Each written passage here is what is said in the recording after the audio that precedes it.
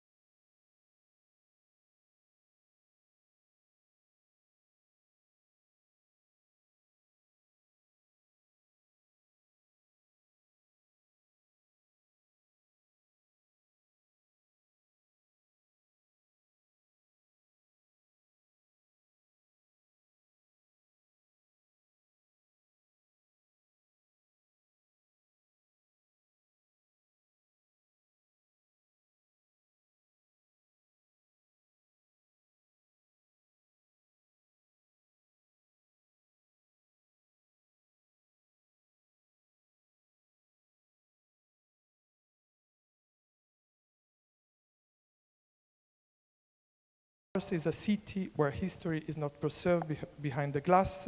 It is the reinterpreted, contested. But Milano has always worked as a true open platform, shaped by its artists, and I see artists, designers, people of the cultural and artistic community of our city, institutions, and a network of collaboration that grows more international with every passing year, year by year. Milano Art Week is a direct expression of the spirit, a moment that has grown a lot during the last 4 or 5 years. I want to state it because I see also people from the art world, galleries, and cultural and public and private institutions that make it grow in a very relevant way. And it is a moment where the city concentrates its energies opens its doors and enters into the dialogue with a global audience. And Art for Tomorrow Talks is one of the most authoritative means through which we can realize this aspect of the international dialogue on art and culture. Art and design in Milan have never been separate words, as we know.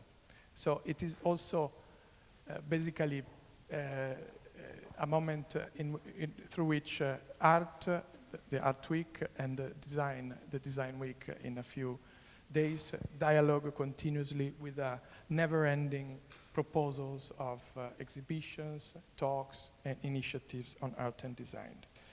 They have grown side by side, shaped each other, and together contributed to a cultural identity that is still very much in the making. I want also to mention what will be, and is mentioned here as a keynote conversation, and I want to give a very warm welcome and a round of applause to Ottobong Nkanga. She's here with us. Thank you, Ottobong.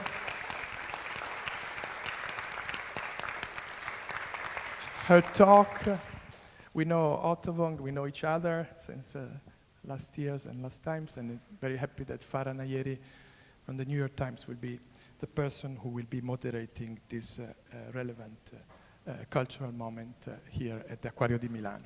So thank you all. I'm really enthusiastic and happy to have made it possible with you, and I hope that for our international audience it will be a very good moment of conversation and of cultural contribution to the city of Milano. Thank you.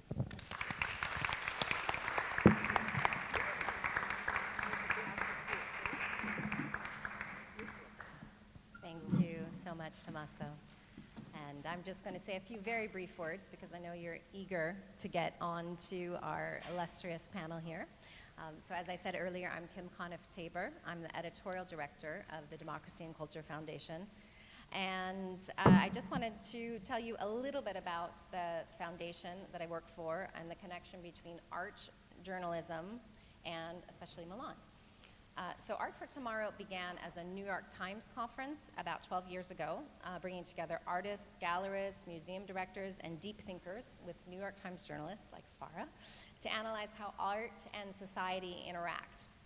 About 6 years ago, AFT became part of an independent foundation to pursue and nurture some of the ideas that were conceived at the conference and other events and turn them into active projects. We also added more diverse voices, more emerging artists, performing artists, more civil society, a few activists thrown in there. But then we also always had journalism at the core of what we do, and hence our continued relationship with the New York Times through the moderators that come. We run a special report in the New York Times every year in our main conference. But meanwhile, we also evolved to focus more on the capacity of the arts and culture to drive social change. And this remains a constant theme throughout the event for the past 6 years. This culminated in our relationship with Milan. We brought our talks to Milano Art Week last year, and then also our 3-day conference to Triennale, thanks to Stefano Boeri and the relationship with his wonderful staff. And the theme of the exhibition, as I'm sure most of you know, was inequalities, and that coincided very well with our own theme of overcoming together. That event wouldn't have been possible without our partnership with Milano and Partners. And a highlight among many of that event was the conversation between Farah and Jeff Koons at the Teatro Lirico last year, which was open to the public. And that was thanks to our relationship with the municipality. Well, thanks to the municipality and opening up that space to us. We also launched the Creativity for Social Change Award with the Moleskine Foundation. A couple of our friends from Moleskine are here today. And the first prize went to the amazing Angolan artist Kilowanji Kiahenda. So we hope to return. We will return every year for these talks, but we also would love to come back with the bigger conference to Triennale, we hope, maybe every 3 years. So, maybe whisper a little, like what you see today, maybe in the ear of Marta, Stefano, and others here with power, because we'd love to see that happen, Ilaria, as well. And I just want to say a very few words of thanks to the people that helped make this happen, our sponsors, everybody at Milano Art Week, Gian Maria, Ilaria, my colleague Tulia, Fiorenza, Rebecca, everybody we worked closely with the past weeks to make this happen. Thank you so much, and of course, Tommaso. So without further ado, I'd love to turn it over now to my esteemed colleague, Farah Nayeri, who will lead us through our 2 sessions. Take it away, Farah.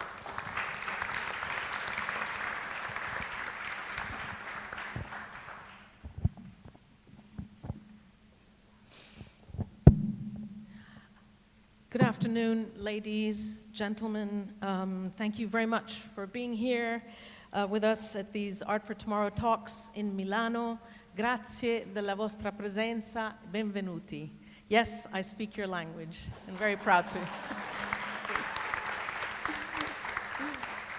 Sorry, I wasn't fishing for compliments. I just wanted to wish you a warm welcome. And I wanted to thank Tommaso Sacchi for your kind words of introduction, Kim Conniff-Tabor for her kind words of introduction. My name is Farah Nayeri. If you're wondering where that strange name is from, I'm from Iran. I am one of those Iranian women, except that I'm outside the country, not inside.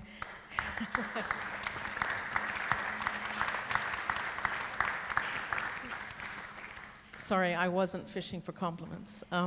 I write on culture for the New York Times, and I'm also a writer of nonfiction, and I have a podcast. So if you look up my name, you'll see there's a podcast. I had the immense pleasure of living in Italy a few years ago. I lived in Rome. However, I have to say that I have boundless, limitless love for every corner of this country, including Milan, and I have many dear Italian friends, some of whom are here tonight, and thank you so much. As Kim was saying, a decade ago, roughly, the New York Times launched these Art for Tomorrow talks, focusing on art, architecture, design, culture, and they're held every year in a different city. Last year we were in Milan. We were the guests of Stefano Boeri at the Triennale. It was a really fantastic, I'm not just saying that to make you feel better, it was really a fantastic edition. And we've also been to Florence, we've been to Venice, Berlin, Athens, Doha, and later this year, there's a book that's being published, which I had the pleasure of writing, looking back on these 10 years, first 10 years of Art for Tomorrow. Today I have the pleasure of presenting 2 Art for Tomorrow talks, which you see above you there. And the first one is about the boundaries between art and design. And very momentarily, I am going to turn to my first speaker, Stefano. But I just wanted to basically describe to you what the premise of this first discussion is.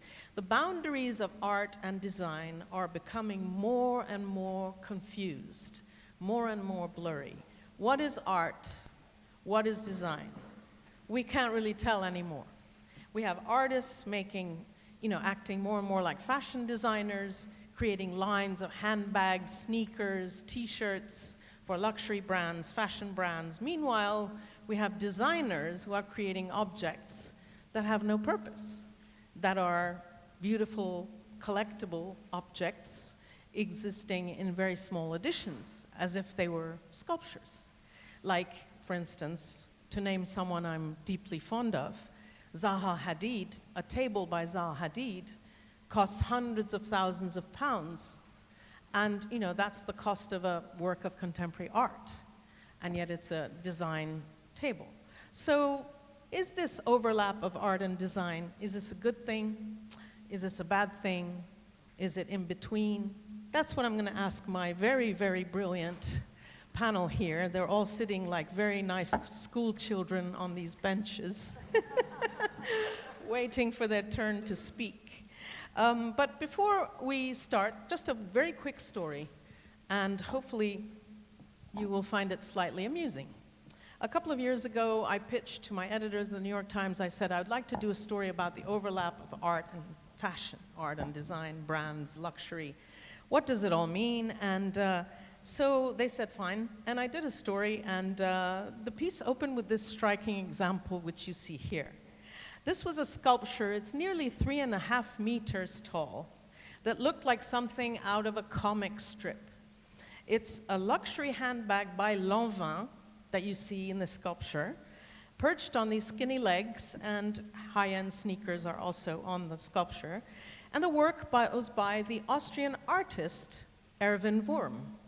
Erwin Wurm is not a designer or a fashion or luxury brand designer or product designer. He's an artist. And can I ask you please to keep conversation to an absolute minimum? When I interviewed him about it, he said that this was called Desire. So this is a sculpture. This is a work of art. It's not a work of luxury product placement. And when I interviewed him, he said he accepted this commission because it fit into this series that he started before, which was called the Walking Bag Sculptures. They were basically handbags on legs. So he had already created this series, just anonymous series, and then Lanvin came and said, please, can you do one with our handbag? And he said, okay. And so I said, you know, he said, it might seem like he was working for a brand, luxury brand, which can be dangerous or can be good, he said, but he was willing to take the risk. So the sculpture, I hope, raises questions in your mind about the boundaries between, you know, art and design. Is this a sculpture? Is this product placement? Just think about it. Meanwhile, I'm going to turn to someone a lot smarter than me on these matters. The preeminent Italian architect and urban planner Stefano Boeri, who you all know here, is the president of the Triennale. Stefano, you're still the president of the Triennale this evening. Stefano, I'm going to hand you the microphone. I would like you, if it's okay, to define what is art and what is design. Sorry. In 2 minutes. And tell us what you think of this overlap between art and design. Thank you. Thank you. First of all, thanks for inviting me. Well, I can only try to answer considering a joke, my answer. I'm used, and I think basically we are used to walk on the edge, on the border between these two spheres. And basically, I think that as you were saying, the fact that the border are blurring is not necessarily a positive result of a contemporary condition. I believe that what we should do today it's a little bit to try to underline what makes art and design part of a kind of common sphere, but at the same time to try to describe the diversities. First, one thing that makes these two spheres really part of the common sphere is going back to Bruno Latour's concept of ANT, so actor network theory. The result of both the process of creativity are objects, spaces, that came for a very complex system of relations. So it's true that in one furniture, in one building, in an art piece, we can observe not simply the projection of an author, but also a complexity of relation that comes from the relation that the author had in the past, the way he was using different materials, the way he was at a certain moment combining different materials in a unique individual object, and so on. But if we a little bit go ahead, immediately we can observe the differences. And the first difference is, which is for me very clear, that design is not about scales or destination. Design, let's say design, more in abstract, has always, let's say, a kind of functional destination. So Has a function. Yeah. Then, in my opinion, it has also to enter in the symbolic sphere. So I consider good design the design that is capable to, let's say, walk on the border of the two elements, the functional one and the symbolic.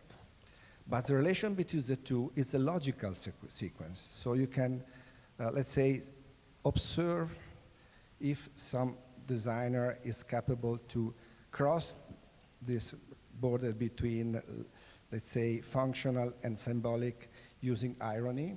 Sometimes is using a paradoxical approach. This is typical of our cultural design. Sometimes it's using discontinuity as a good way to, let's say, interact between the two, but it's always logical process. What about art? Art is yeah, what is art? In my opinion, art has nothing to do with logic.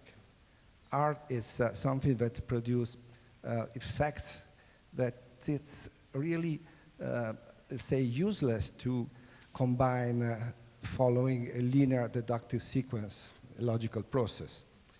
And this is so important for me, and this explains why in our field, in the design field, sometimes happens that a design piece becomes art. It's very rare, and it's unintentional.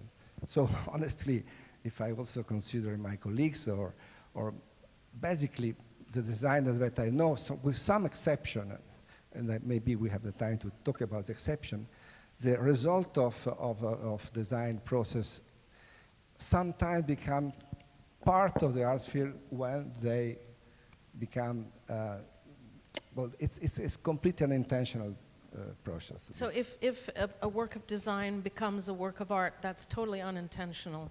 And that's not, that was not. Just example, if I think to something produced by Enzo Mari. No. Enzo Mari, yeah. Yes, maybe it's a unique designer that I also consider an artist in the history of the last century. No doubt on that. No doubt. Sorry to. Tim, if I may, could you kindly, Stefano, hand the microphone to Tim. Tim, you are kind of special case in many more ways than one, of course. But you are now the director of the Design Museum in London, but previously you were the artistic director of the Royal Academy of Arts, where you put on an unbelievable array of exhibitions of artists, visual artists, from Ai Weiwei to Francis Bacon to Jasper Johns to abstract expressionists. You were giving me the list earlier. It was quite a list.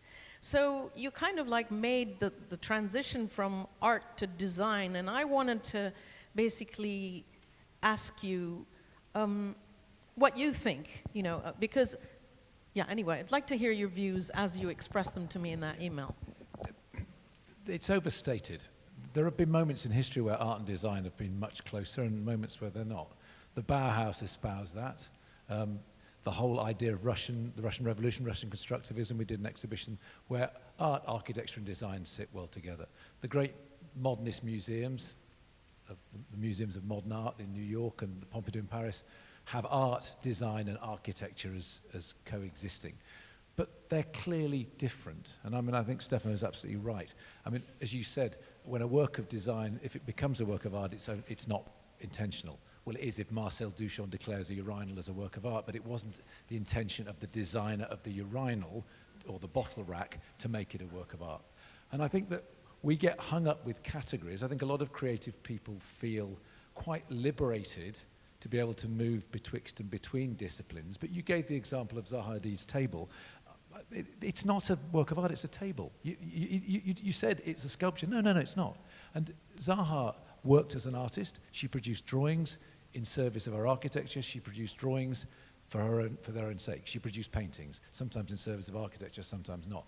And in their intent, it's clear whether they're studies for design or whether they're works of art. And I love the fact that we as cultural commentators, curators, journalists, critics, more, I think, want to define, but it's not that difficult. I mean, the great Armando Testa from this city was trained as an artist, studied with Pistoletto. Pistoletto was one of his students, was one of the great advertising designers, graphic designers, advertising designers of the second half of the 20th century, was also an artist, worked as an artist separately, as it were, produced paintings. The visual language that Testa used in his advertising, the more you look at his paintings, you understand there's a great sense of composition. But he didn't say his advertising was art, nor did he say his paintings were design. He knew the difference, and so do we, really. And artists who want to play with boundary blurring, that's interesting, it's ironic, it's game playing. Pop art did it 50 years ago. So I'm not undermining the debate, but I think it's really overstated. Well, except that you say it's all in the intention, right? Zaha Hadid was someone I knew well, as did you, Stefano. Interviewed her many times, and it's true that she didn't consider those extremely beautiful paintings and drawings that she produced as art. And yet you speak to Hans-Ulrich Obrist of the Serpentine and Julia Peyton-Jones, formerly of the Serpentine. I had them in a debate in London recently, and they say Zaha was an artist. Do you know, so even if Zaha's intention was not to make art, but isn't the product of what Zaha makes or what a great designer makes. Let's say we have a designer, maybe even in this room, who goes off tomorrow and makes a shape out of glass, let's say. And it is a particular shape, and it looks very sculptural. And this designer says, well, I just made a work of design, and I'm going to use it, sort of put it and display it in a fair or in a boutique as a kind of collectible or a bauble or, you know, an objet d'art or something for furniture to put in your house. No, but that doesn't make it art. And Okay. Julia and Hans Ulrich may well say that she's an artist. I think she was an artist. But her tables are not art, and her buildings are not art. You can be an artist, but not everything you produce is art. And I think, again, what's interesting is that it's status obsession. So design, on one level, is dismissed as mere functionalism. On another level, it's seen as the highest form of elitism. It's a kind of term of abuse. Something is a designer this or a designer that. And yet, so it's straddled from both ends, but it's function. Design is fundamentally problem solving. Even abstract design thinking is problem solving. Art is not, unless the artist sets a problem for him or herself. And your conflation of things in museums, we need to knock out the park. It doesn't matter if someone buys a rare table for millions of pounds and displays it alongside works of art. Brilliant. But it's the same with holy relics. There was a dinosaur sculpture, literally a dinosaur sculpture sold at Frieze Masters 3 years ago for $1 million. It's not a work of art, but it was sold and displayed in the same context because that's the market, that's human beings' desires for collection, it's for display and contemplation. It's wonderful, but it's not a work of art. So yeah, you're just saying, it's just like, you're being Marcel Duchamp. I guess it's all based on context. Yeah. Okay. Let's move on to our next guest, Chloe Piccoli. Chloe is a prominent Milanese or Milan-based writer and curator.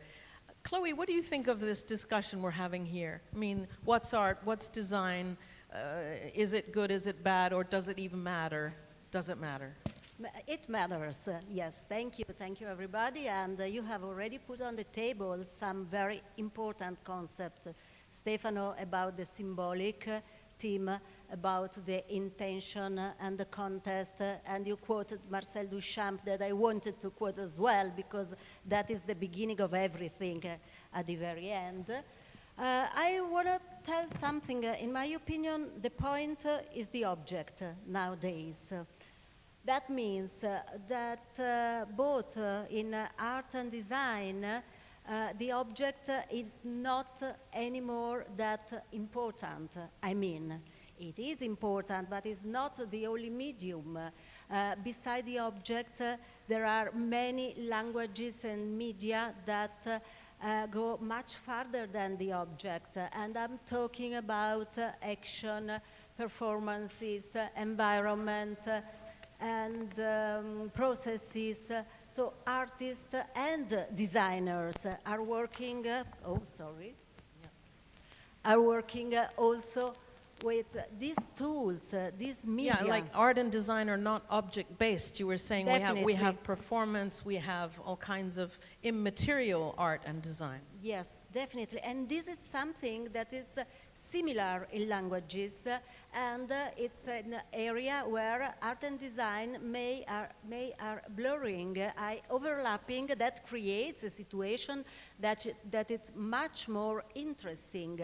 But at the end, I agree what I've been told before me, that art is very different from design. What is that makes different those two areas? But for sure the intention, the work itself, the nature of the work, I would say, and the context.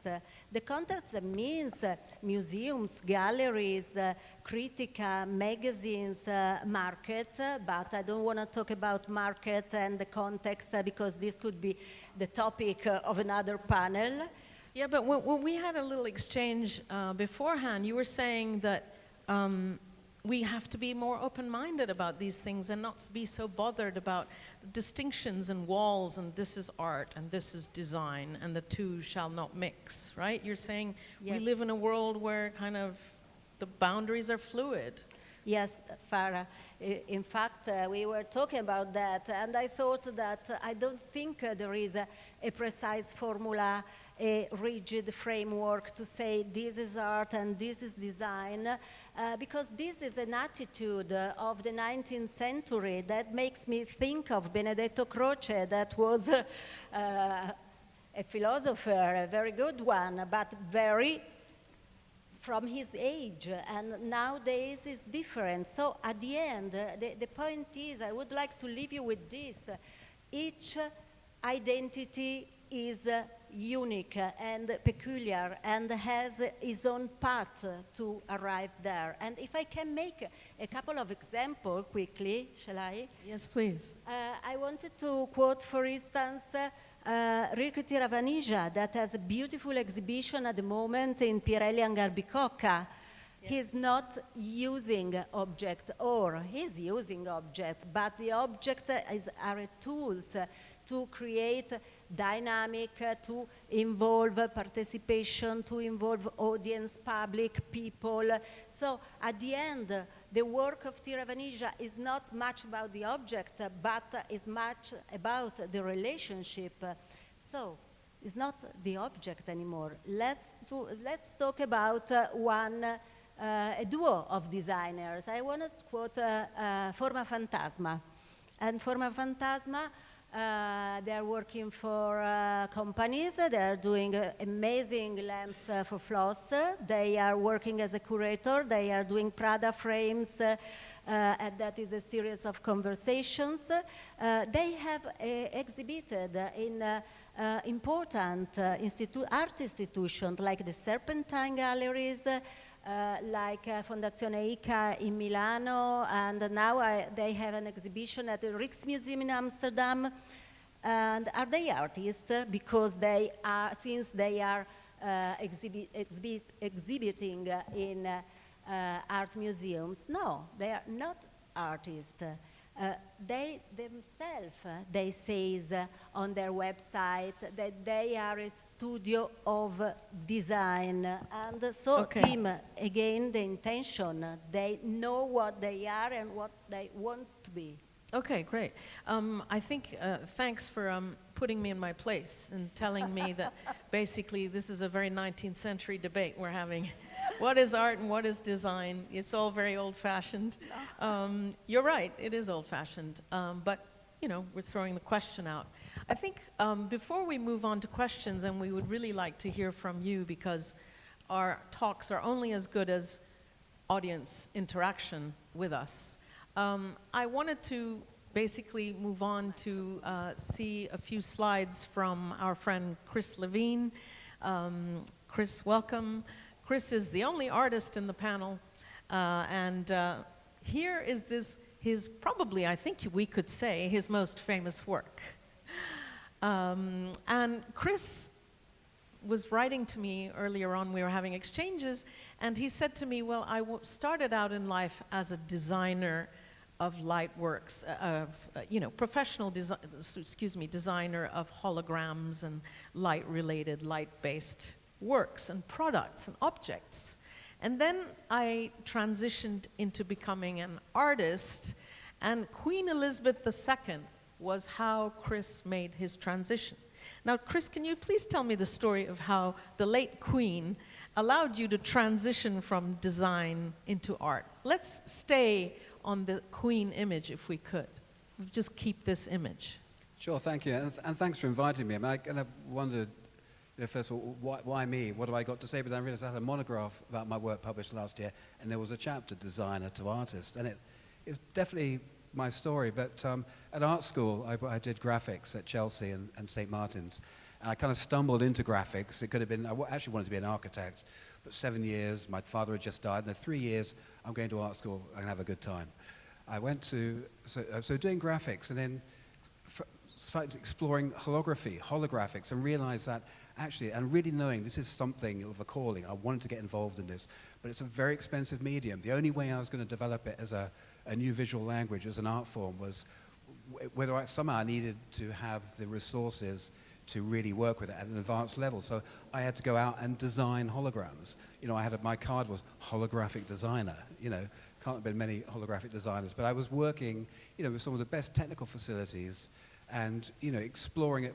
You know, what the potential of this, you know, new art form using light. But then, you know, the corporate world, and having to, you know, it was always working to brief, and you know, but that's how I developed my the language, was by working on commercial projects, you know, with the best holography and the best my precondition was I only want to work to the highest level. So And you straight out of you art didn't really school. like working for these companies for which you were creating holograms, right? Yeah, and they had to function. They had to say something. They had to perform a function, you know. And I realized I got to a point where now, when I was commissioned to do the portrait of the Queen, I was a wild card in a selection that the curator appointed, 5 household names, and Chris, who might take it into the future. And I got the gig, and I wasn't going to design a portrait of the Queen or design an image of the Queen. I wanted to connect with the Queen. I wanted to create and channel something. And I think for me, my journey has been, my spiritual journey has been like I transitioned from designer to artist, and it's more really about not what the work does, but more how it makes you feel. Can we take a little break from the art and design argument or debate, and get you to tell us a little story about your meeting with the Queen, because we all want to know. Well, yeah, I mean, I got the call out the blue, and I thought someone was pulling my leg. In fact, I thought I knew exactly who it was. And I went please along speak with it. louder into the microphone. Oh, sorry, yeah. I thought it was a friend of mine pulling my leg until I was summoned to a meeting at the National Portrait Gallery for the director, and realized this is for real. It was to mark 800 years since the island of Jersey broke away from France, pledged allegiance to the crown, and they wanted to mark that with a modern portrait. And as I said, there were some household names, and there was Chris, and it was working with light and holograms, and the Queen was tickled by the idea of having a hologram portrait made of her. So she chose you? She made the final decision, that's right. Wow, Yeah. amazing, Yeah. Chris. Wow, a round of applause. And I had two sittings with her.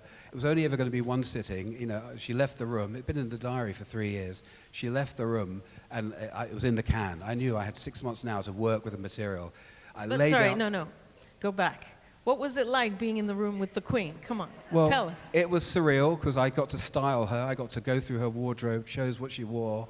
And when she turned up on the day wearing the dress that I've been holding up with Angela, yeah, I think this is the one. And then the next thing, you're standing in front of the Queen of England, wearing that dress and the one line of pearls that I selected. I chose the earrings. And the crown, right? And the crown. You chose the crown, right? I did, absolutely. And in fact, a little story there was that on the morning we were setting, 3 o'clock, she was coming to do the sitting in the yellow drawing room, which I chose because it all had nice natural light, but I blacked it all out.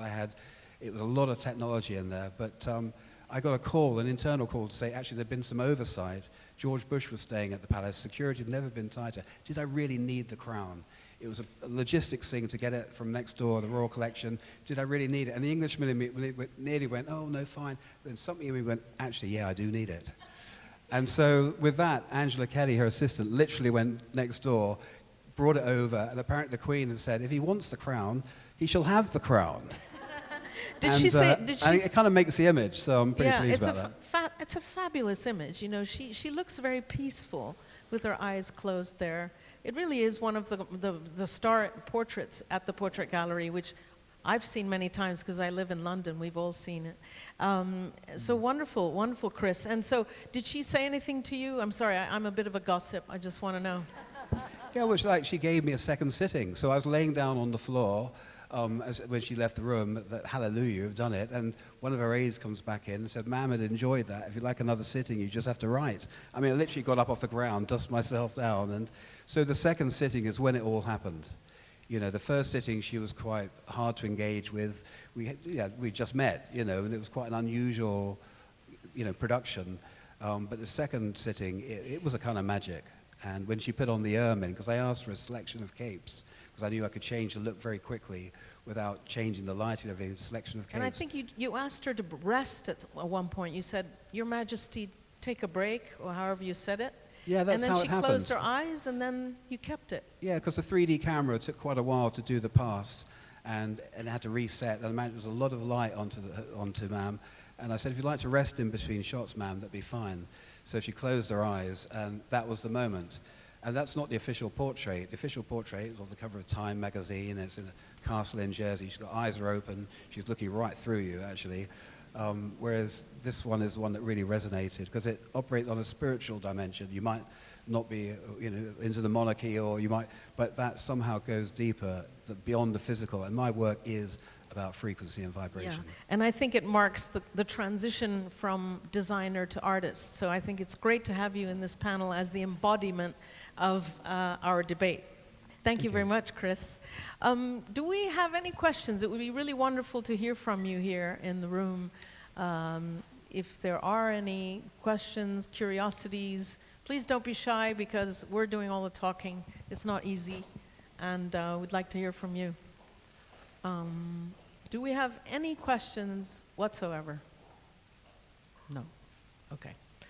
I think, yeah, go ahead, Tim. What's interesting is what Chris has said is, and we're not lambing into you for your debate, it was a provocative title, but the interesting thing is what can design learn from art and what can art learn from design? And that symbiosis, that questioning, that is interesting. So Chris doing a royal portrait in the same way that Holbein doing a royal portrait is involved in a process of designing a notion of power. So that's why he has the choice of wardrobe. I mean, in less so power, you wanted texture and so on. And that conversation's ongoing. You know, we've just looked at The Last Supper with Chiara this afternoon in Milan here. And that is a triumph of art and human imagination, and it's a failure of design. The fact it was a north-facing wall and there was a stream underneath is a failure of design on behalf of the artist, who may not have cared. And in fact, Leonardo is a classic example of boundary blurring and didn't define himself as artist or architect or designer. He was all those things and more. He was not a scientist. I mean, he was a scientist, but he wouldn't have used those terms. And that's interesting, but it doesn't undermine the fundamental proposition that it's about intentionality and so on. But there is a conversation between the two, and people, the languages of creative process are interesting, and that's where the two disciplines, that's where the blurring is interesting, and it's where Enzo Mari being a brilliant and classic case in point. Mm-hmm.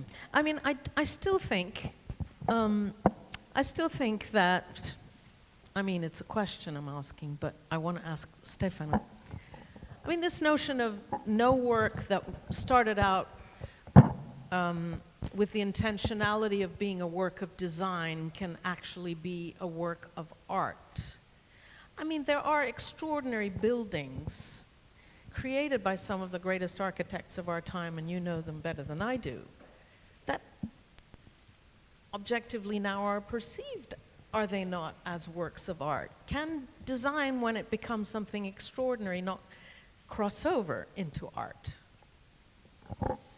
Let me a little bit go back to what Tim was saying. I think that if we try to a little bit go deeper in this notion of intentionality, you know, it's really the point for me.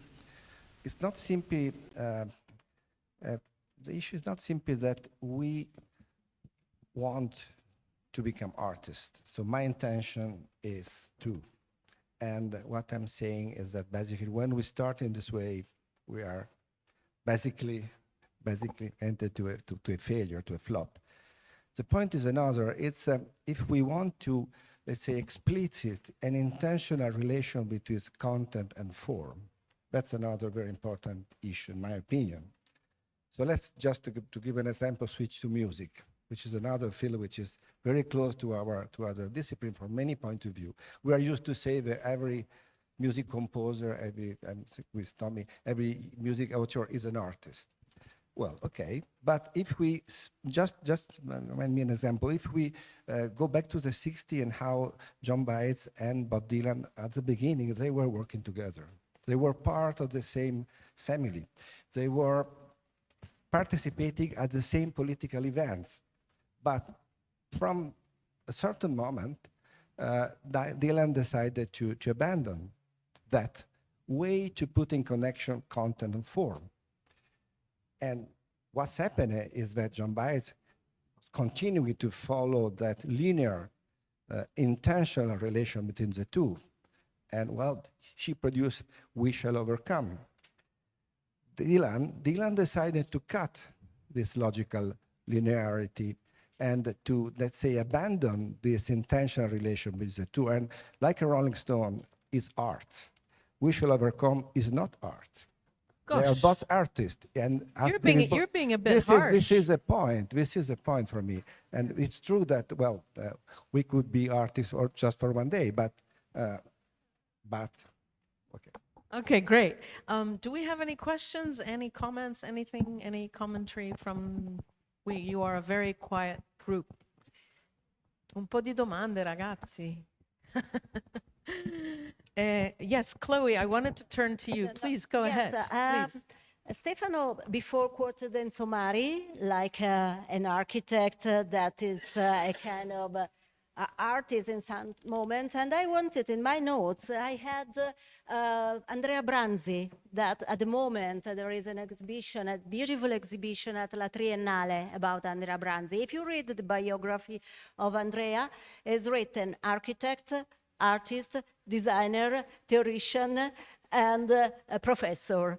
And back to that, at the Triennale you can see beautiful objects, small installations, sculptures, but especially big environment. That was the part that stuck me more of the exhibition. So again, it's true that there are personalities and moments in the history where the two areas are blurring and overlapping, but still, I don't know, Stefano, what you think about, but maybe Andrea Branzi still is an architect. And back to the 60s, when he was closer to Architettura Radicale, they consider architecture like a tool to change the world. That means that would have touched all the realms of the world. Yeah, I mean, I will pass over to you, Tim, but like the Church of San Giorgio Maggiore in Venice, it's a work of architecture, but it's also a masterpiece, work of art. But it's not a work of art. Why? Why is it not a work of art? Because it's a work of architecture. Why do we have to? What status undermining is it to say that it's one of the most beautiful buildings in the world, but it's not a work of art? It contains works of art in it. It aspires, in some people's minds, yours clearly, to that of art. It has an effect on you, an affect on you, like a work of art, and that's wonderful. But we don't have to then reascribe its category as a work of art. It's a building. What's interesting about what you just said about Branzino, and think about Es Devlin actually, and others, is this term multi-hyphenate. And that's how these people should be described. Es Devlin is a designer, hyphen artist, hyphen performer, hyphen commentator, and hyphen collector.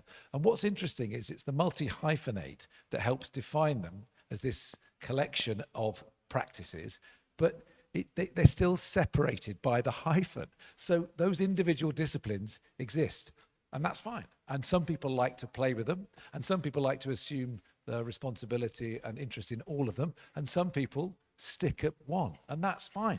That's often how creative people should be liberated or allowed to perform. Thank you, And it's Tim. interesting that sort of Ez is a stage designer who's now making more art. Picasso is presumably, you agree, he's an artist, but he did stage design, he worked with Diaghilev, but it didn't mean that what he produced on stage, that the whole ballet became something different. It was just a brilliant conversation between two art forms that took it to another realm. Okay, I mean, you know, the definition of art is endless. But so I think we're going to be, I guess, please go ahead. You have a question.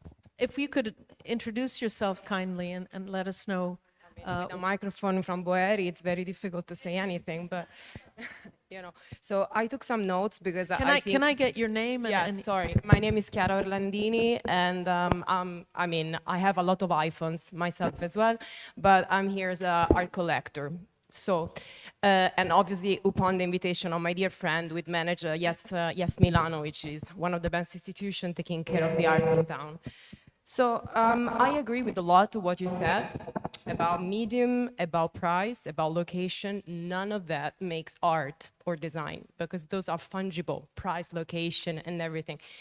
But as an art collector, and I'm not gonna disclose my very young age, but I'm collecting since 25 years, what I'm saying, what I'm looking for when I buy are three things, which are, is this object iconic? Is this object functionless?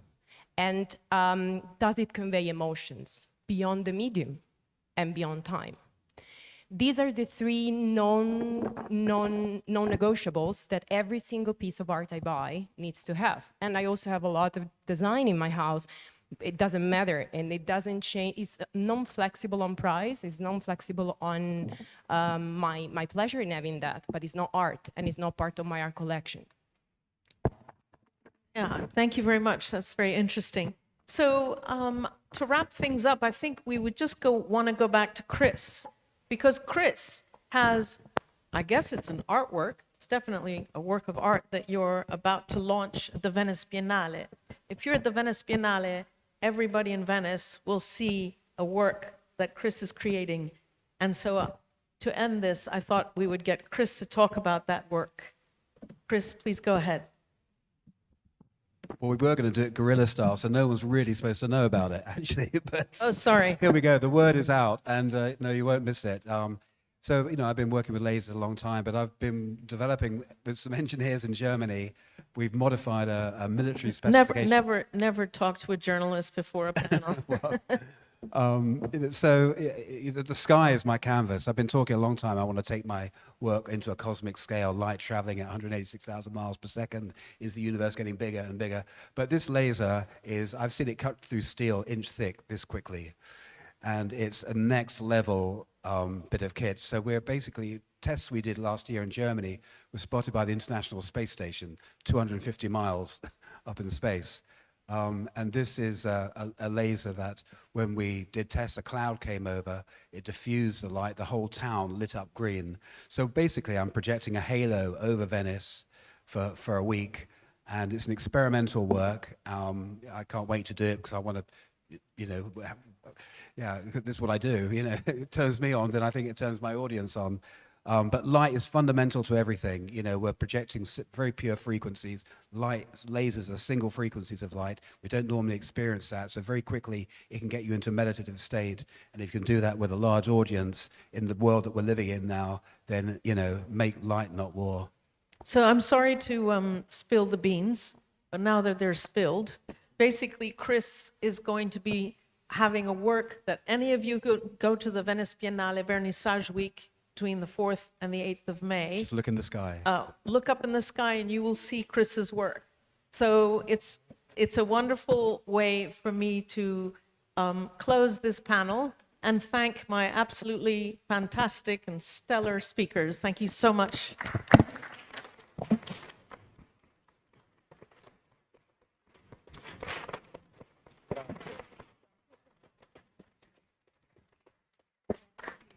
And if I may ask you just to bear with me 5 minutes, and may I invite the great Ottobong Nkanga to join me on stage. Thank you so much.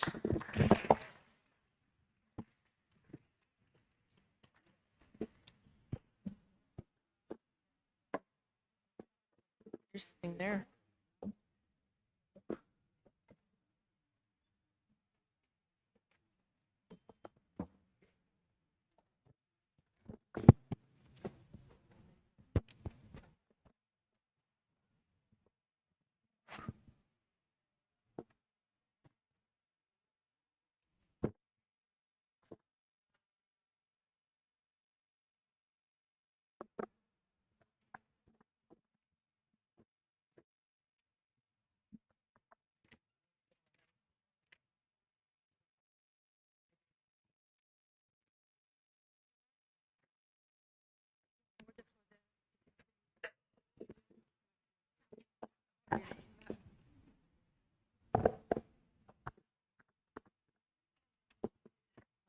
I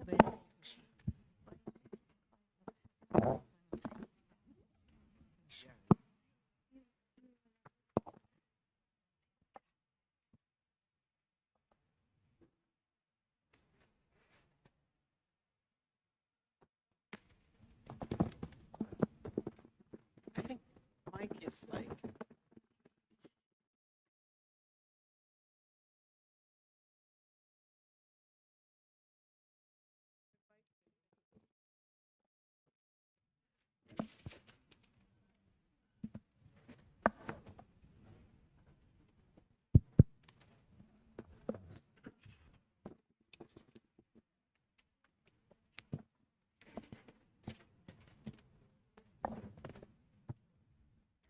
Ladies and gentlemen, welcome back to these Art for Tomorrow talks at the Milan Art Fair, and thank you very much for being here.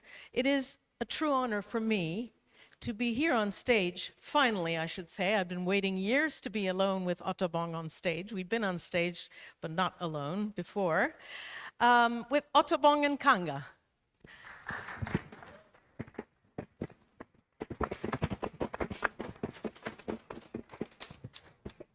Otto Bong was, as many of you know, born in Nigeria. She was educated in France at the Beaux-Arts in Paris, among other places. She's educated at the Netherlands, and she now lives in Antwerp, Belgium. So she's sort of like a walking United Nations. Ooh, that's intense. Otto Bong is one of the great contemporary artists of our time, and she has been in the global spotlight very, very especially in the last couple of years. If I could ask everyone to sort of pay attention and keep conversation down, because we need to focus on this great artist we have the privilege of hosting. She is the laureate of the 2025 Nasher Prize, which is one of the art world's highest accolades. She just had a major exhibition, some of you saw, at the Musée d'Art Moderne de la Ville de Paris, which I saw, and it was absolutely splendid. Recently ended, and until June of last year, she had a monumental installation in the atrium of MoMA in New York, which I hope we can see, yes, we can, on the screen right behind me. The work that you see behind me is called, this is a very important work, and I'm going to stand up and ask you all to pay very close attention, because for me, this is a masterpiece. Even though I have never actually seen the work itself, I've only seen a fragment of it. But this is a monumental work. It is, what is the measurements? It's 60 feet, about 18 meters high, it's 18 meters high. 10 meters, 10 and a half meters wide. Yeah, so you can picture the impact this had in the foyer, in the atrium of MoMA. And I'm going to sort of talk about it, even though I'm not the artist, but I've listened to the artist talk about it. So Cadence is, I think, and I would say, a life and death work. It evokes through tapestry, sculpture, because there's sculpture that goes with it, and sound, the notion of the fall, a tear dropping, the cadence at which a tear drops, and how we are all somehow inevitably, as living beings, in a kind of free fall. Sorrow and pain are emotions that all of us human beings experience. Nobody gets a free pass. It's sad but true. And there are experiences that Otto Bong, as a human being amongst us all, had from a young age. By her early 20s, I believe, she had sadly lost both parents. And this loss is something that she constantly speaks about carrying with her. This feeling of loss and emptiness, and somehow this work that you see here, which I'm so sad we're not seeing the real thing, represents the world of Otto Bong, but it's also the world that we all live in. In the wake of the COVID-19 pandemic, a work that was in which, you know, you can see how we were unified by the experience of loss and grief. This is a world of war, death, decay, of mineral extraction and environmental destruction. But it's also a world of rebirth, a world of glimmers of hope, a world of occasional repair. So before I turn to Ottobong, who will correct me if I said something stupid about her work, I wanted to just basically repeat some of the things that Ottobong gave explanations. She said, for instance, that these shrubs that you see at the bottom here, they look like, plants or attractive, forms of nature. They are actually fungus, and they represent decay. So this bottom half here, this bottom part here. And this man and woman whose back are turned to us, who are then one notch above, they look like an idyllic couple, but they are actually staring into, I think, a mine or wasteland. And as we go up, we see these scenes that could be scenes of light and scenes of hope, but they are also scenes of cataclysm. As we move up towards the top of the painting, we see melting, we see extreme heat. So, Ottobong. I sit back down because I got a little theatrical with this work. Ottobong, if I talked a lot of gobbledygook about your work, please correct me. Tell us here now what your feelings are. I don't really want you to go into details about technicalities, not interested. Not interested in what this means, this is and that is. Your feelings and your emotions that you are expressing with cadence. First of all, it's an honor to be with you. Thank you for having me.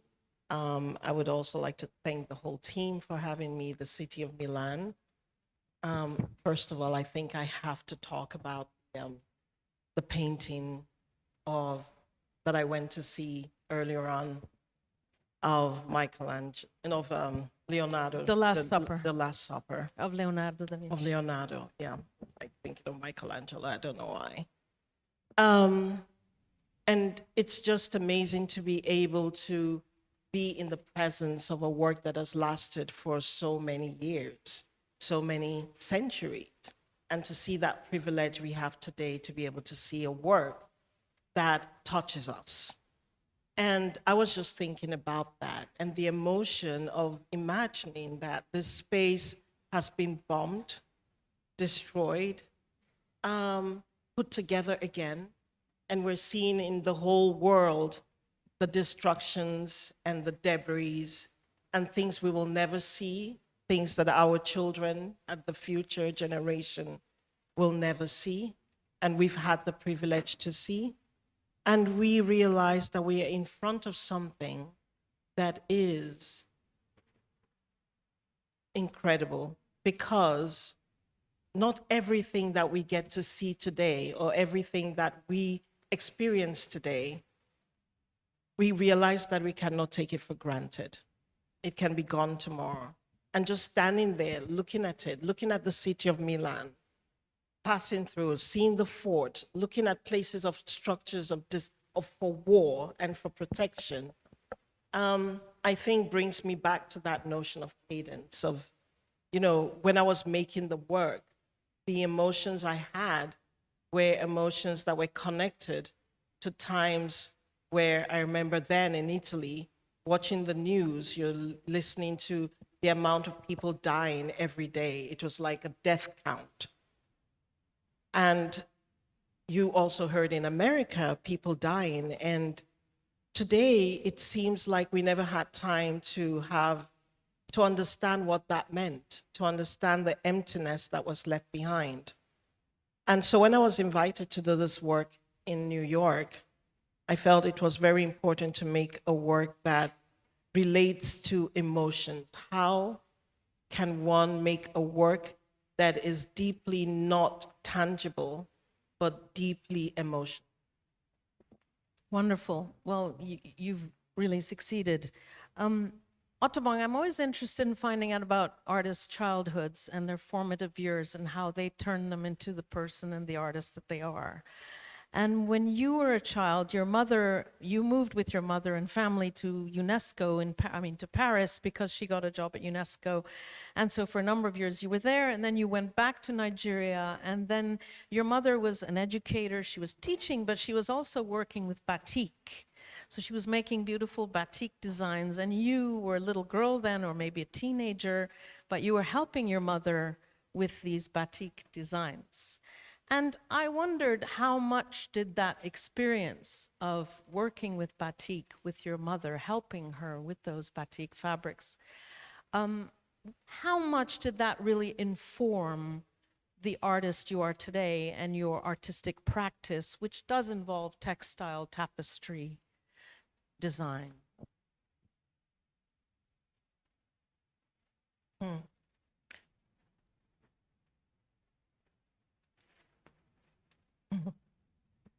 I'm getting there.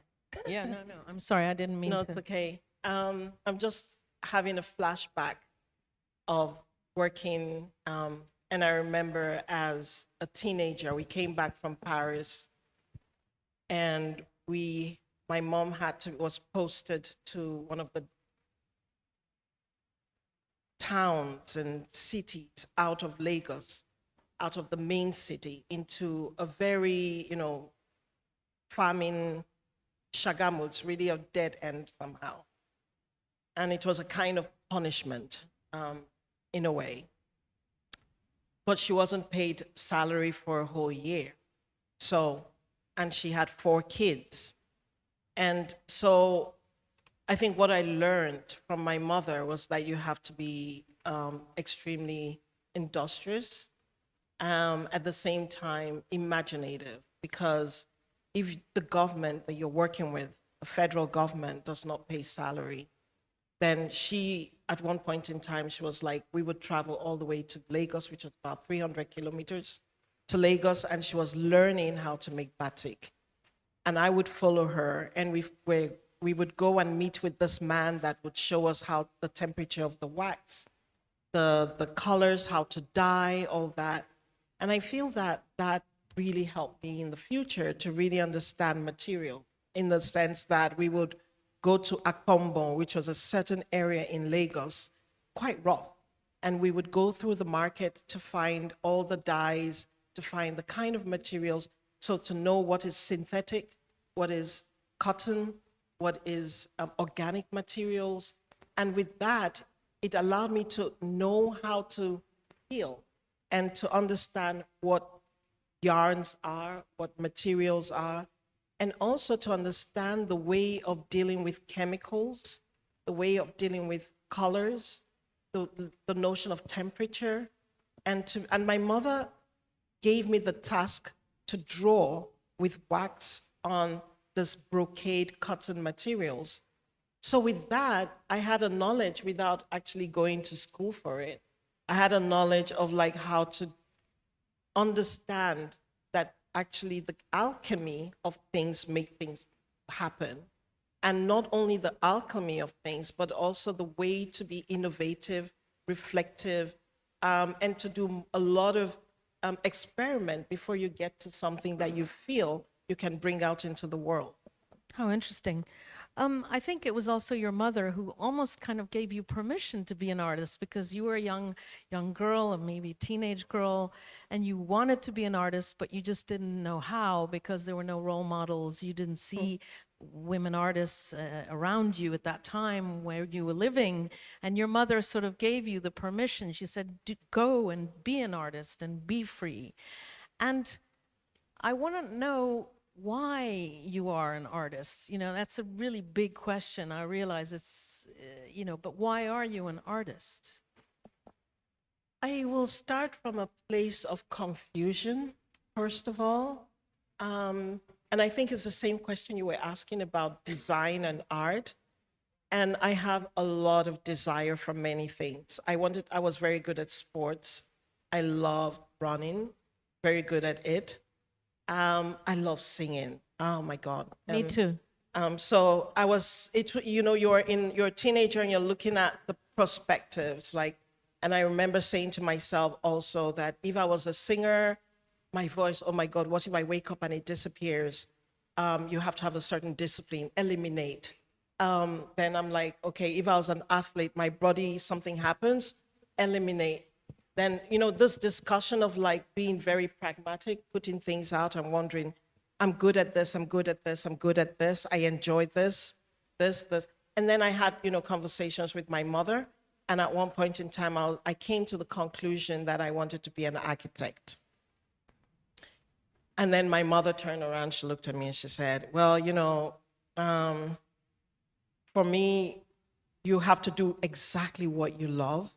It doesn't matter if it will be functionable or you would make money or whatever it is. She just said, the passion will put you through. And I was like, okay, whatever. And then she said also that she dreamt of me in colors. And then she said, you know, you can do everything in art. And that was the moment everything clicked, because I said, well, does it mean I can do architecture in art? She said, yes, you can do biology, you can do everything in art. And that's the moment it was like, well, maybe that's what I'm going to do. I'll be an artist. And I never doubted it. It wasn't a question of like, am I an artist or not? It was the moment that it made sense that everything I was interested in, that means like from sports to singing to architecture to everything I was interested in, I had to find a way to bring it in when I was interested in it. And when I wasn't, there are other things I'm interested in, and art could be the platform for that. And that was my definition of art. It wasn't in a classical way but it was in relation to how and what I want to put out in the world. That's great. Fantastic.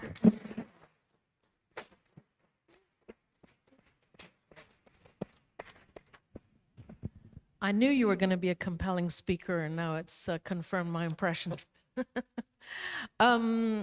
You have said everything comes from nature, even if we're holding a cup.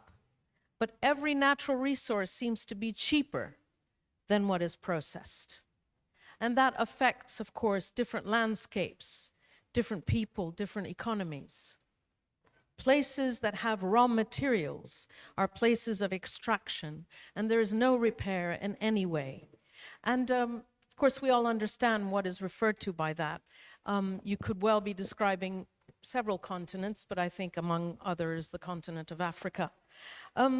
What I want to ask you is that your work manages to be both personal and in some ways political, because you denounce the centuries-old extraction, colonial and post-colonial exploitation of continents and of peoples and of territories and of resources, and you cry out against ecological ravage. Sometimes for an artist, I was wondering if it can be a little hard to be engagé. In other words, there's a danger that art can turn into propaganda, that art can turn into pamphleteering. How do you manage to achieve this sort of harmonious, as we saw in Cadence, language where you're creating a beautiful work of art in which you're touching on subjects that are very personal, but subjects that are also very political, I can say, socio-political, geopolitical? How do you do it? I think it's a question of understanding the stratas and the nuances, the gray zones, the dark zones. There are many zones in which we are working in. And I think it's getting more and more apparent that the world we are in, I mean, 20 years ago, 30 years ago, to be able to talk about the subjects we're talking about, to be able to actually see in real time what is happening in the world, it wasn't possible 20 years ago. And I think that the understanding of being in different worlds, living in different worlds, understanding the injustices, some things are so blatant, but we also have to understand that many people and different people have different experiences, come from different worlds, have different privileges, and it's to understand and have the empathy and to understand that what I'm doing is my own passage in the world and how I see things. But that doesn't mean that you or you or you have the same point of view as I do. So, and that is not so important. I think what is important is how we meet.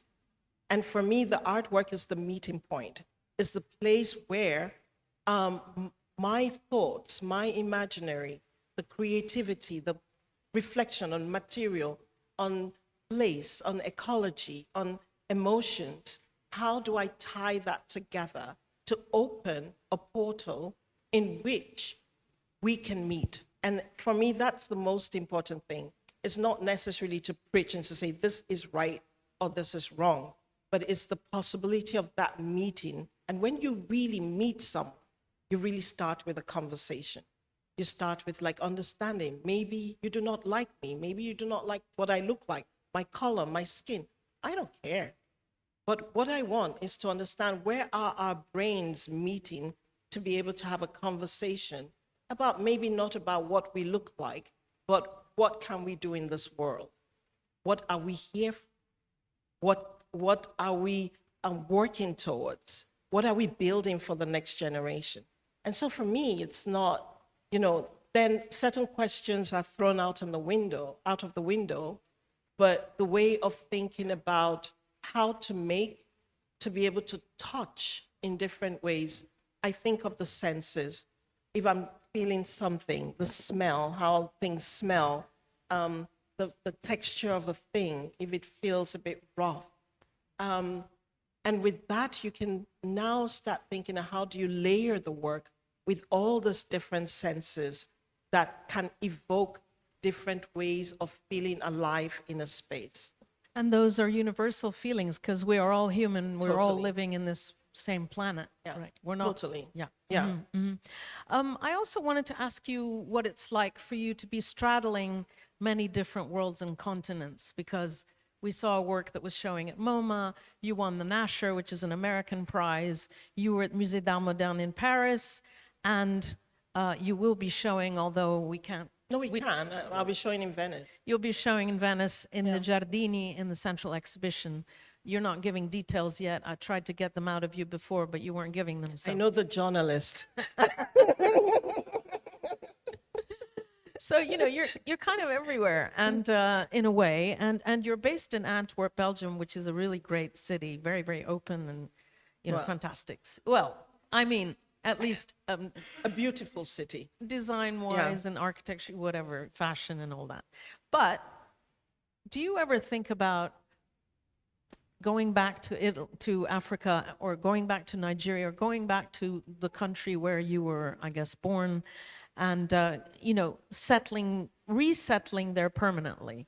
Because as we move on and through life, we do wonder about going back to roots and things. I don't want to make this about me, and I certainly don't want to go back to the Iran of today. I would go straight to prison. But I kind of wonder, gosh, what would it be like if I actually managed to revisit my country? Anyway, to go back to you. Yeah, I think the places we come from, or the places of our childhood, the places that have fed us, the first places of, energy, where you get to learn a language, where your mother, your father comes from, is always a place of quest and wondering how, what. And I have all my family living in Nigeria, so none of them wanted to come to Europe. I came to Europe by mistake, let's say. And I stayed in Europe, but Nigeria, and going back to Nigeria, I do that constantly because the whole family is there. And I remember the project I did with Documenta in 2017, with the soap project that we sold 15,000 soaps, in which the money then opened a foundation in Nigeria. And we also have an art space in Athens. So with that, I go back every year. We have a farm, and we work a lot with local people and things like that, and establishing a place that will gradually be a place that there could be engagement with art. But as of now, we're really working with soil, plant, food, a lot of like thinking around food security, water, light, energy. And so my relationship with Nigeria is always constant. And last year I was there for 2.5 months, even though it was quite busy. And this year, hopefully also to go back to the farm a bit and be in Nigeria. But it's not something you lose. The umbilical cord is still there. But it's also a place where you feel the tension, you feel you feel certain things that you want to work against. But being in different worlds, I think that's what's actually very interesting, because by being in different worlds, you actually see what connects us. You see, you meet people that are very human, people that care in between the passages as you walk through space. And being in Europe would not have been possible without the people that I met here, that made it possible for me to study, that made it possible for me to, that were my safety nets. And so the worlds that I walk through, I'm looking at things that are actually connecting us. And through those things, I'm able to engage and to feel safe in those places. Ottobong, you are one of, as I said, one of the really prominent contemporary artists of our time, and you are represented by, you know, some of really the great galleries of this world, art galleries, and you are part of this thing called the art market, and, you know, which has its pluses and minuses, if I may. How do you feel about the art market, the auctions, the whole inflation of prices around certain artists, and the ignorance of or oblivion in which other artists exist? You know, how do you feel about this? I think the market has always been there in relation to art. So even if we're looking at the painting of Leonardo da Vinci, he was commissioned. There was a lot of money behind him. There were many artists that were not, they might be good, but they never had that possibility to be visible in the way that certain artists are.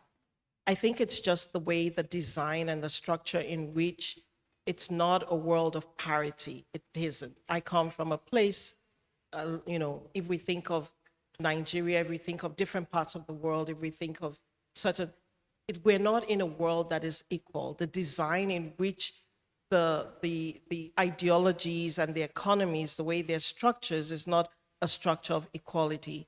The way the oligarchs have also set up the design for making products is not a place of equality. It's always been a place of labor and some people profiting from that labor. Now, for me, it's like I am in this world that produces this kind of schema. Then, as an artist, my question is, if I'm able to get a certain amount of money, if I'm able to get a certain amount of visibility, I think the question is, what do you do with it? What do you do? What do you do with that capacity? What do you do with that economy? And that, for me, is the place of working. What do you do with the voice you have? What do you do with all the little privileges that you're able to grab from this big entity? That little place you are in is still a place of power. And that little power you have, what do you do with it? And that's what I'm interested in. Because the world in which we live in, and I think not from the time of, you know, the caveman to the future, will never be a place of equality. Wow.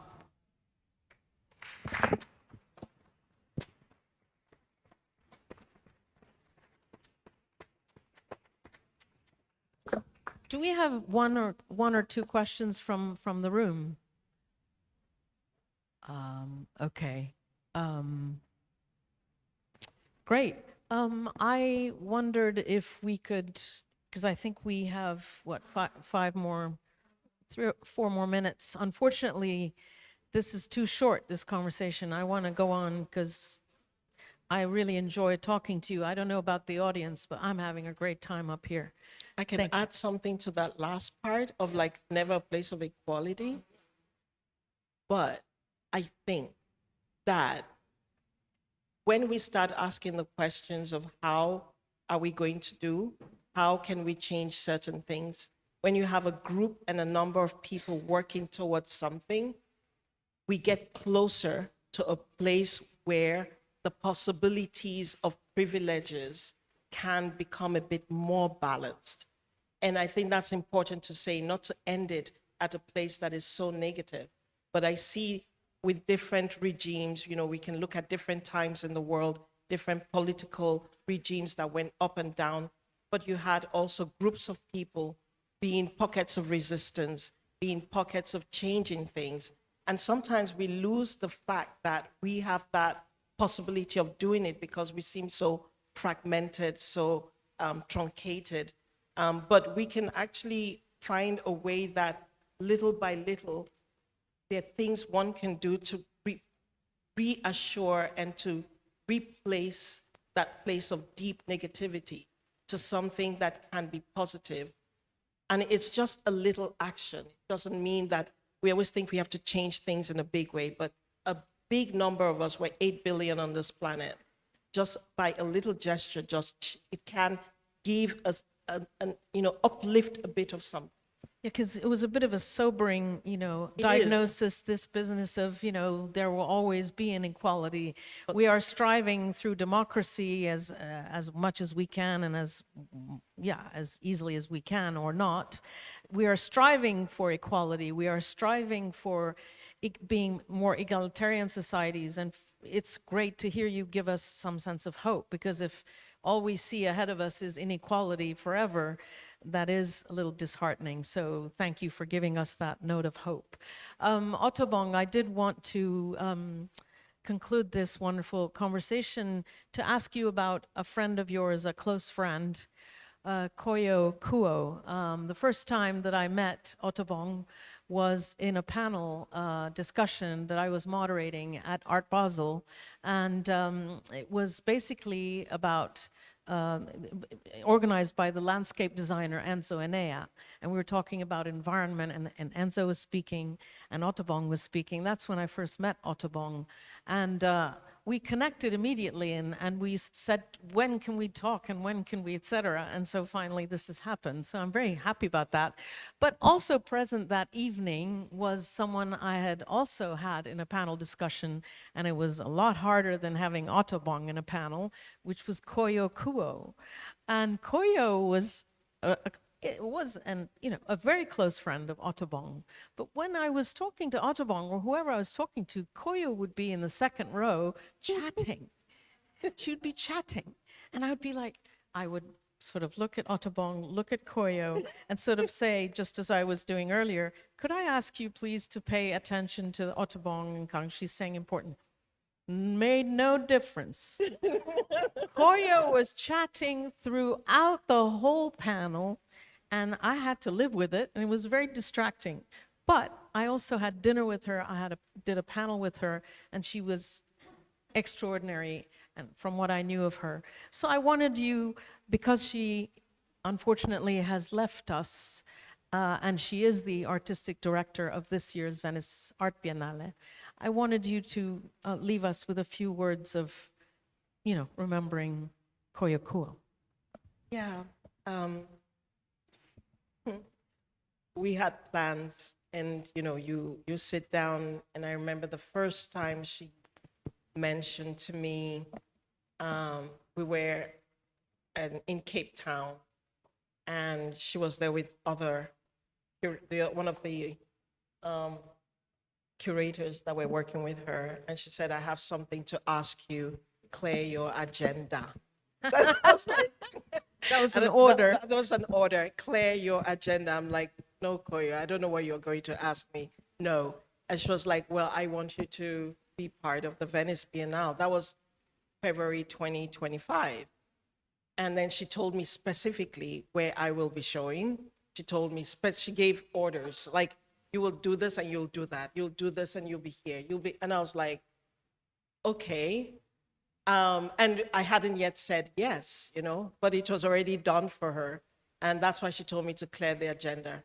But she also said something very important, which was, I want to have the artist, and I'm inviting artists I want to have dialogues with. I want to and see how they work. I want to, it's not just an exhibition, it's not just Venice. It's really to see how this conversation that we've started in many places with many artists, how we can continue that during this period. And for her, it was like, I'm interested in artists that I care about the work. I want to see the work grow. And so I, at one point in time, I said, yes, I will do it. And I was just looking at my agenda to see how to negotiate that. And we kept in touch. She came to Dallas when I got my prize in April. And then she passed away in May. And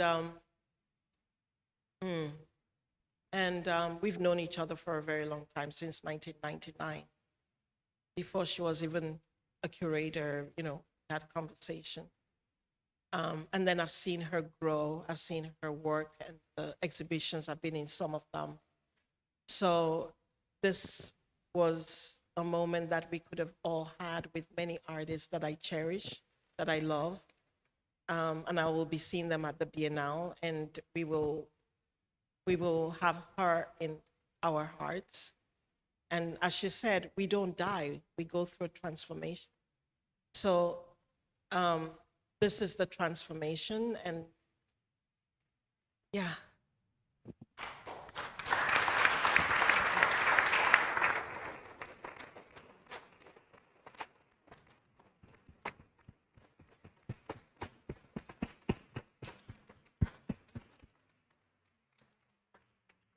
Thank you so much. Before I hand over to Fiorenza, are you difficult? No, don't worry, it won't be difficult. I just wanted you to tell us, pitching forward, what are you striving for as an artist? I know I'm asking these impossible questions, but so what is ahead for you? What are your unrealized projects or things that you'd like to do? I've been asked that a few times, my unrealized projects, but I believe that I should be realizing them. So I'm in the process of realizing them. The arts work and the farm in Nigeria, the projects that I've done, that I'm doing, the ideas. I think it's just to be able to develop, to experiment, and to have the possibility to still reflect.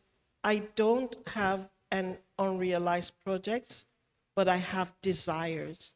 And those desires are not one thing, they're many. Yeah.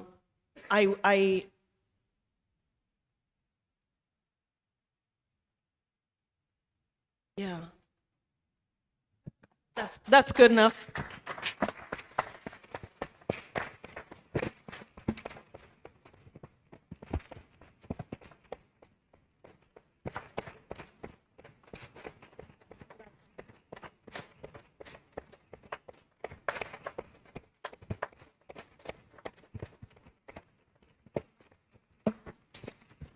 I would like to ask a question. What's your unrealized project? I want to know. That's easy. What is? I would like to write a memoir about my Iranian family, and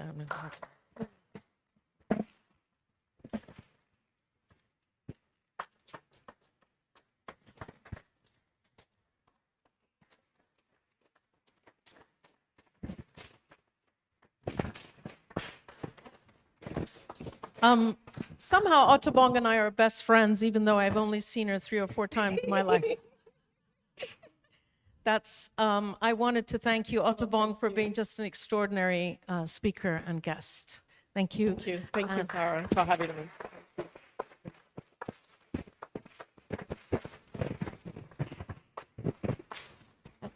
May I ask Fiorenza to speak?